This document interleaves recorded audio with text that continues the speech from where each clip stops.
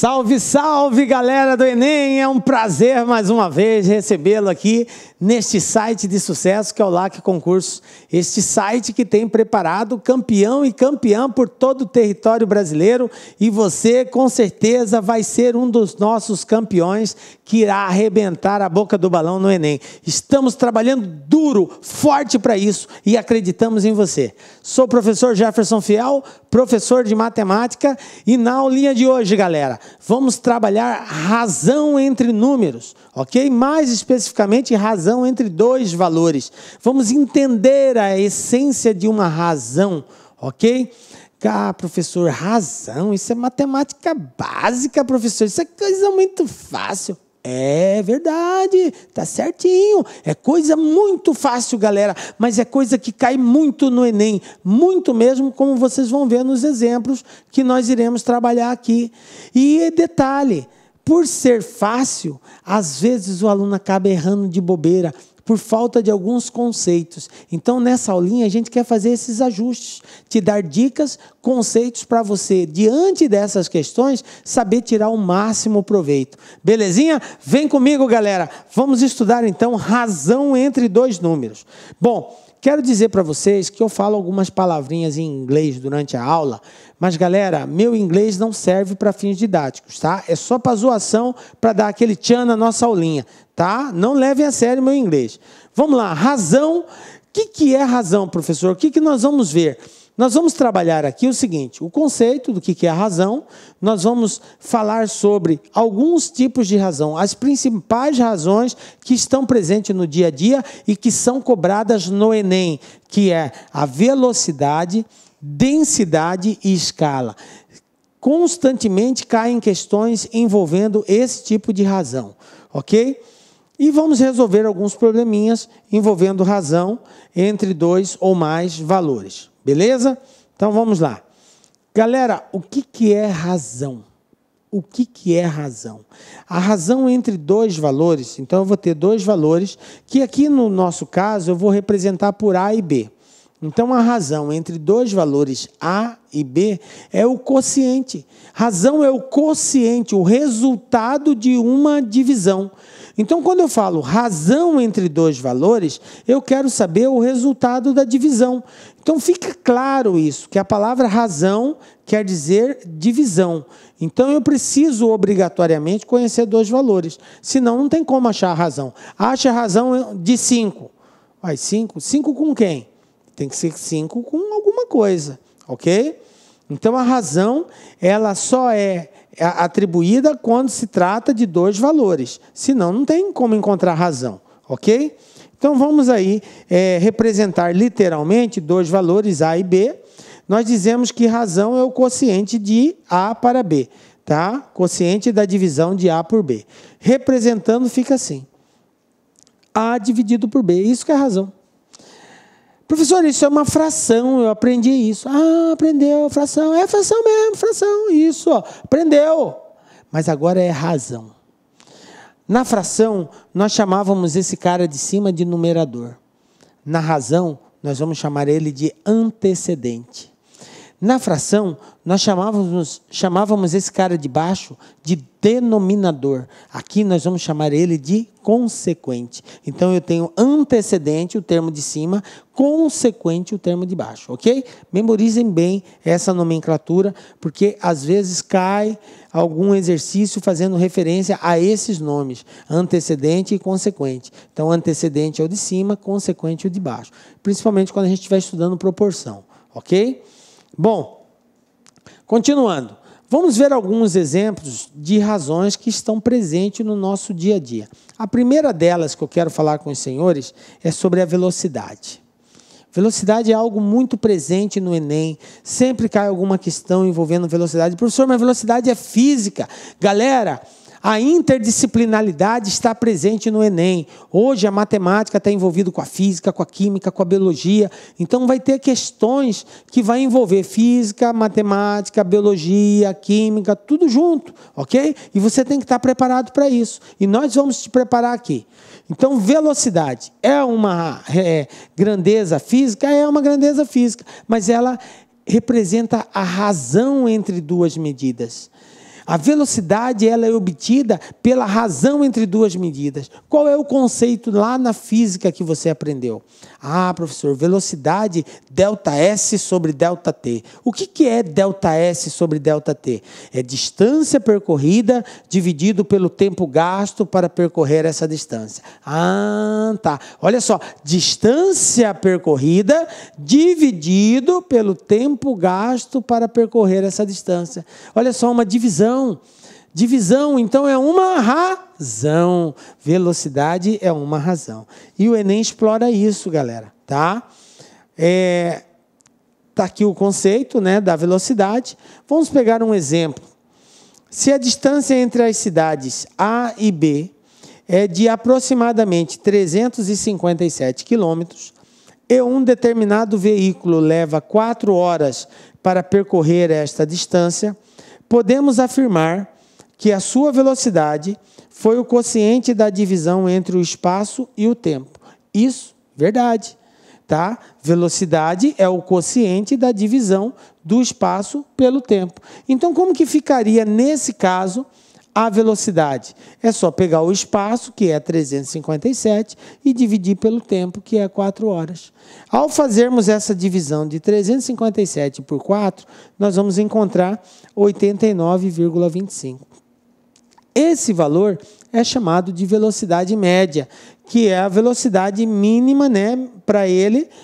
Se ele mantiver essa velocidade durante todo o trecho, ele vai levar exatamente 4 horas para percorrer esses 357 quilômetros. Então, é simples o cálculo da velocidade. Se eu conheço o espaço, se eu conheço o tempo, eu divido o espaço pelo tempo, eu encontro a velocidade. Então, fica a dica aí dessa razão velocidade. Bom, tem uma outra grandeza também muito cobrada no Enem, tá? Que é chamado de densidade, tá? O que é a densidade, galera? Densidade é a razão entre massa e volume de um determinado corpo, tá? A densidade é a razão, portanto, o quociente de uma divisão entre quem? Porque eu disse para vocês que razão precisa conhecer 2 valores. Por isso que quando você estiver diante de um exercício que pede para determinar a razão, a primeira preocupação sua tem que ser o seguinte: é para determinar a razão. Então eu tenho que encontrar 2 valores. Eu tenho que ir em busca. Quem é o valor que vai ficar em cima e eu tenho que saber quem é o valor que vai ficar embaixo. Conhecendo esses 2 valores, ou eu divido quando dá para dividir, ou eu simplifico. Então, a minha resposta pode ser na forma fracionária ou pode ser na forma inteira ou decimal, ok? Então, eu posso efetuar. Se eu vou dividir ou se eu vou simplificar, vai depender, cada caso é um caso. E aí é só olhar as alternativas de resposta e ver, de acordo com as alternativas, qual é o melhor caminho, ok? Bom, então, densidade é massa dividido por volume. Vamos lá. Eu tenho aqui a seguinte situação, problema. Uma caixa com algodão cuja massa é de 200 gramas, ocupa o volume de 2.000 centímetros cúbicos. Objetivo: encontrar a densidade dessa caixa. Como que eu vou encontrar a densidade? Densidade é massa dividido pelo volume. Então, vamos lá. Massa 200 gramas, volume 2.000 centímetros cúbicos. Fazendo essa divisão, tá? 200 dividido por 2.000, nós vamos encontrar 0,1. Então, 0,1 grama por centímetros cúbicos representa o quê? A densidade desse algodão. Galera, vejam bem como é simples.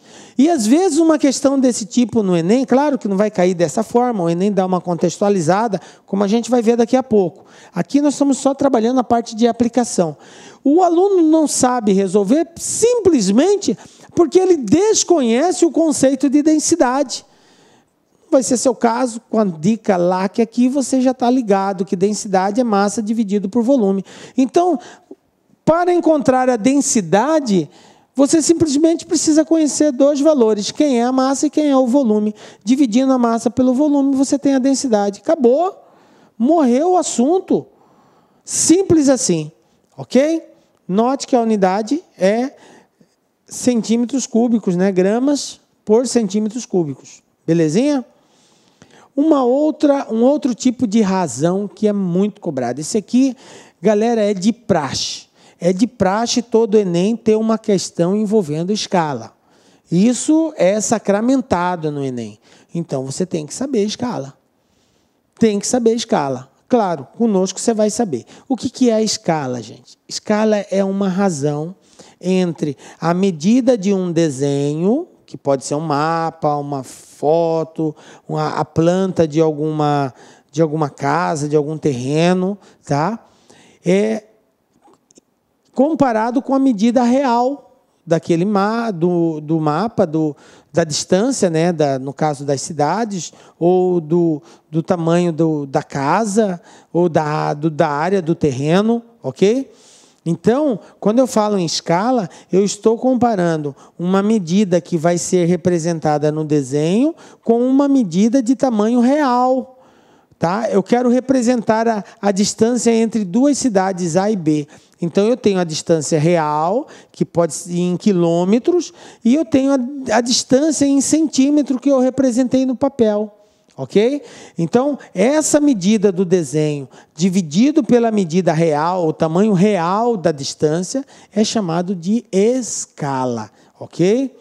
Bom, nós temos aqui o mapa, que é esse mapa aqui, é o mapa da região nordeste do Brasil. A razão que foi desenhada esse mapa foi na escala de 1 para 30 milhões. O que quer dizer isso? Quer dizer que para cada 1 centímetro representado aqui nesse mapa, equivale a 30 milhões de centímetros no tamanho real. Viram? Entenderam o que quer dizer a escala? Quando eu digo escala 1 para 100, quer dizer que a cada 1 centímetro no desenho, eu tenho 100 centímetros no tamanho real. Escala 1 para 10 mil. Quer dizer que para cada 1 centímetro no desenho, eu tenho 10 mil centímetros no tamanho real. Ok? Isso quer dizer escala. Bom, vamos continuar. Isso significa que uma unidade de medida no mapa corresponde a 30 milhões de vezes maior no tamanho real. Ok? Uma medida no mapa, porque o mapa ele pode... Geralmente é centímetro, mas pode ser milímetro, pode ser metro, tá? Pode ser decímetro, enfim. O exercício vai especificar qual é a unidade de medida, beleza? Então, a gente tem que ficar atento. Para cada unidade de medida, nesse caso nosso aqui, equivale a 30 milhões de vezes maior. Vamos pegar aqui e simular uma situação daquele mapa lá. Por exemplo, supondo que no mapa medimos a distância em linha reta entre Salvador e Teresina e encontramos 3,5 centímetros. Olha só o que o exercício está propondo. Salvador está aqui, Teresina está aqui, nós pegamos a régua, medimos, a distância no mapa, no desenho, deu 3,5 centímetros de Salvador até Teresina. Ok? É isso que o exercício está propondo aqui.